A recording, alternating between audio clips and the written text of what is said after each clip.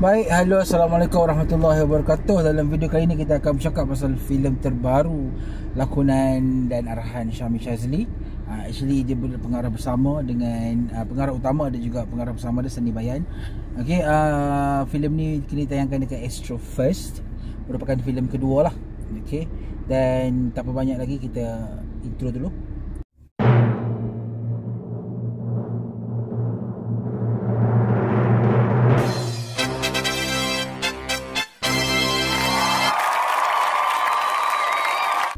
Baik, 35mm okay, merupakan sebuah filem bergenre science fiction yang mana merupakan sebuah karya atau naskah yang up the level lah. Kalau sebelum ni pada tahun 2020 Syahmi hadir dengan Mael Tote yang mana merupakan inspired by ataupun adaptation daripada karya YouTube dia. Tapi kali ni dia try to make dia punya original idea, yang mana merupakan sebuah filem berkonsep time travel. Okey, time travel dekat dalam sinema Melayu ni dah banyak dah. Seingat aku kita ada Tuah, kita ada X-Ray, lepas tu latest ni kita ada 18 Puasa di Kampung Pisang. Lepas tu filem yang mungkin tak ramai orang tahu macam Kapsul, lepas tu Antara Masa. Semua tu adalah filem-filem bernaskah dan berkonsep time travel. Basically mungkin orang agak pening dengan time travel, tapi this percubaan ini adalah percubaan yang cukup bagus, yang menunjukkan bahawa Syahmi tahu dia nak something yang berkualiti dan bukannya sebuah filem yang just sekadar buat dan kemudiannya kau untung. Okay, maksudnya dia nak something yang people boleh appreciate, people boleh nampak yang sebenarnya dia nak something yang beyond our imagination, nak cuba buat something lebih daripada biasa seperti mana yang kita selalu tengok dalam filem-filem tempatan lah. Okay, 35mm ni ialah sebuah kamera, tapi pada masa yang sama juga adalah singkatan kepada 3 lelaki, tak salah aku, 5 zaman merentas masa. Okey, berkisar pasal si Yo, okey, yang mana kehilangan dia punya atuk dia lah. Okey, kemudiannya dia bersahabat baik dengan si Syahmi dan juga Asif.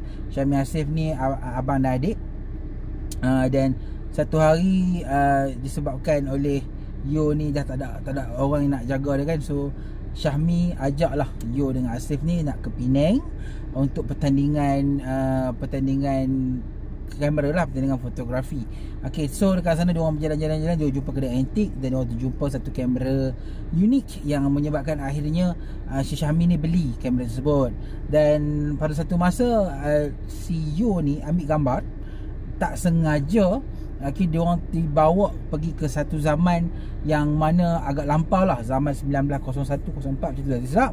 Dan kemudiannya it keep moving forward, dia ke depan sampailah ke zaman 1997 apa semua, dan sampailah ni. Okay, aku tak nak cerita lah pasal dia punya sinopsis tu, sebab aku rasa sinopsis ni kalau aku cerita terlalu banyak dia akan jadi tak best. Okay, so hampa kena hayati sendiri dia punya cerita dia. Dan basically ini adalah review aku lah, pendapat aku. Pertama sekali Syahmi mungkin tahu apa dia nak buat, tapi kelemahan ketara untuk 35mm ialah macam mana dia nak layer out ataupun dia nak keluarkan idea dia tu dengan baik. First half filem ni aku boleh anggarkan lebih kurang dalam sejam macam tu, adalah ibarat satu piece yang mana tak berkait ataupun tak berkait langsung dengan dia punya main story. Macam zaman Cina tu, there's nothing there, yang aku rasa cerita dia just joke pasal nak kahwinkan dengan perempuan jongang and so on. So benda tu macam biasa-biasa, tak ada kaitan langsung. Lepas tu dia pergi ke zaman tak silap aku zaman Jepun, tak silap zaman Jepun. Zaman Jepun tu okey sikit, dia ada elemen patriotic, walaupun elemen patriotic tu tidak ada kaitan langsung dengan apa yang terjadi dekat dia punya storyline utama dia, tapi still nampak lah yang sebenarnya Syahmi nak try buat something yang patriotic, lebih kepada sebuah filem yang menyuntik semangat untuk pemuda-pemuda, untuk orang macam kita penonton apa semua kan. Lepas tu dia pergi zaman British, okay, yang mana dia dah start nak nampak lah, tapi still macam tak nampak sangat dia punya bagaimana first half ni nak connect dengan filem ni punya main frame. Sebab main frame utama filem ni, penceritaan utama filem ni ialah dia punya watak Yo. Okay, Yo ni ialah watak utama filem ni. Okay, so the first half filem ni tak nampak, it's just like 3 orang dan dia punya situation, tapi tidak berkait dengan kisah utama dia, which is Yo itu sendiri. Filem ni dia nampak cantik lepas sampai ke tahun 1997. Dekat situ aku rasa ini adalah bahagian di mana the story adalah betul-betul ada. 40 minit. Aku rasa 35mm ni 40 minit tu sahaja yang menjadi.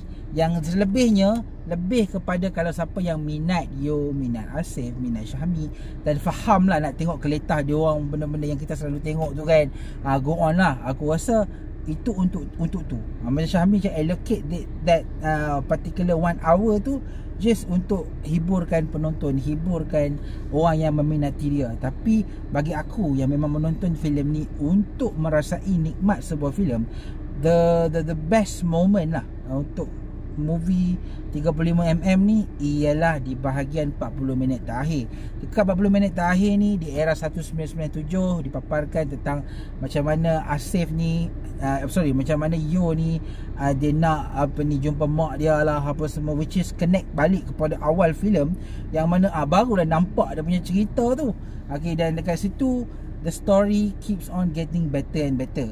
Sebab bila dah 1997 ni, dia dah nampak lah yang Asif tahulah tentang hukum time travel, tentang paradox and so on, yang mana benda-benda ni adalah kadang-kadang kalau kita nak plan benda tu, biasa-biasa aku rasa akan makan masa. Sebab kita nak plan sebuah timeline yang besar, macam mana kita nak buat, macam kawan ni berjumpa macam ni, so what happen dalam garis masa apa semua.